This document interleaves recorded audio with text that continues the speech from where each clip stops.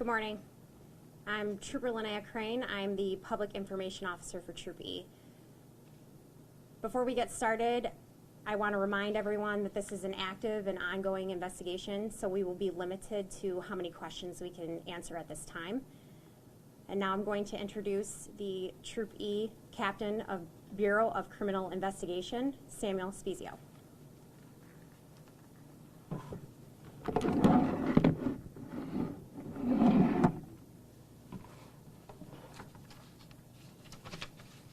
Good morning.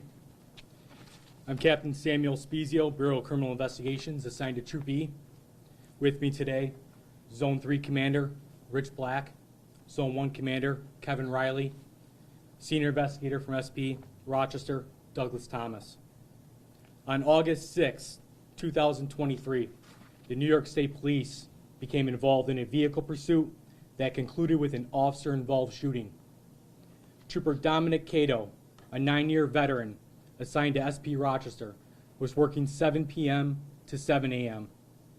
At approximately 9:26 p.m., Trooper Cato was on patrol in marked division vehicle on I-490 westbound near Innovative Field in the city of Rochester. He observed a 1995 Cadillac DeVille, ran the vehicle registration, and determined that the vehicle had an expired New York State inspection.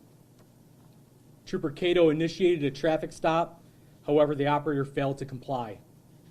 Trooper Cato notified emergency dispatch that he was involved in a pursuit and kept them apprised of his location, traffic conditions, and speed.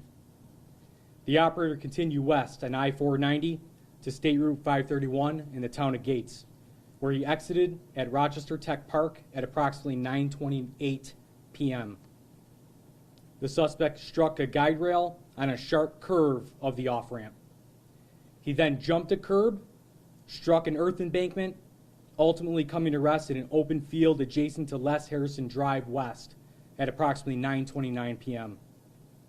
After coming to rest, the suspect exited his vehicle.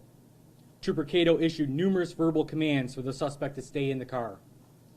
Trooper Cato approached the suspect and attempted to gain control of his wrists to place him into custody. A struggle ensued, during which the suspect fired one round from an illegally possessed handgun. Trooper was physically engaged with the suspect when this occurred. Upon hearing the gunfire, Trooper Cato immediately let go of the suspect, drew his division-issued handgun, and while backing up, returned fire, fatally injuring the suspect. At approximately 9:31 p.m., Trooper Cato reported to emergency dispatch that shots had been fired. 1 minute later, EMS was requested. The Monroe County Sheriff's Office and Gates Police Department quickly arrived on scene and helped apprehend the suspect. The suspect, later identified as Daniel R. Legler, age 35, from Chi-Li, New York, was pronounced deceased at the scene. Trooper Cato was checked over by responding EMS personnel and found to be uninjured. Trooper Cato was equipped with a body-worn camera. Upon review of this footage, there was no question based on his immediate action to the sound of gunfire. Trooper Cato knew exactly what he was confronted with and responded as he had been trained. The New York State Police Professional Standards Bureau and the Office of the Attorney General were contacted and responded to the scene. The Monroe County District Attorney's Office was also notified. Numerous state police resources were utilized for this investigation, to include Violent Crimes Investigative Team, Forensic Identification Unit, Collision Reconstruction Unit, Computer Crimes Unit, State Police Rochester Bureau of Criminal Investigations, in addition to several investigators from other local stations. State Police Uniform Force, Gun-Involved Violence Elimination members, and our Nitrate Canine Unit. The New York State Police would like to thank the following agencies for their assistance and response out to the scene: Monroe County Sheriff's Department, Gates Police Department, Gates Fire Department, Gates Ambulance, and many other additional local law enforcement partners who came to provide support. I'll open it up to a few questions. However, I want to remind you that this is an active investigation.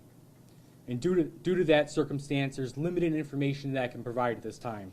I'll answer what I can based on the information we currently have. Are you able to clarify if the suspect, now identified, was under the influence of any kind, suffering a mental health crisis, anything of that nature? There was a post-mortem examination that was conducted and preliminary results that there was cocaine in the individual system. Are you able to say at this time what the traffic stop was for? The traffic stop was for an inspired inspection. So when the trooper runs in his mobile data terminal, the license plate of the vehicle, it comes back that the inspection was expired at 12/31 of 22. Status was overdue. Was Mr. Legler someone who was known to law enforcement prior to this situation? I don't have any information relative to the state police having previous involvement with this individual. Any charges you could mention that may be pending at this time? At this time, we have no charges pending. It's currently underneath investigation, and the individual that was involved in this clearly deceased. Based on the body cam footage, when the first shot was fired by the victim,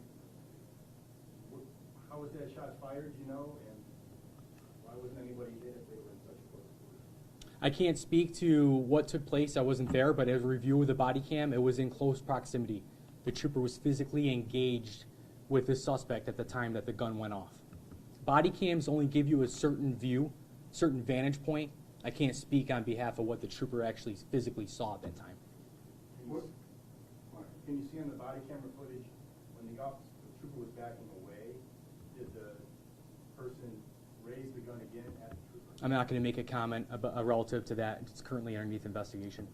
Did the suspect have a permit for the gun, to carry the gun, and just, I guess, if anything else you can tell us about this gun? Was it legal, illegal? So, as I mentioned, it was illegally possessed by the suspect. The suspect was previously convicted of felonies. Therefore, it precludes him from possessing a firearm in New York State. There was no hit on the gun, so therefore it was not reported as stolen. However, due to the nature of his previous criminal history, he is not able to possess a firearm and does not have a pistol permit for the state of New York. Can you release what some of these things that he's been? I'm not going to discuss his previous criminal involvement.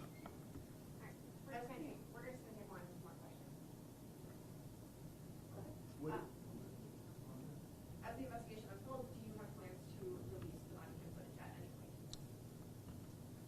It's with the AG's office at this point, so you can contact the AG's office and request that.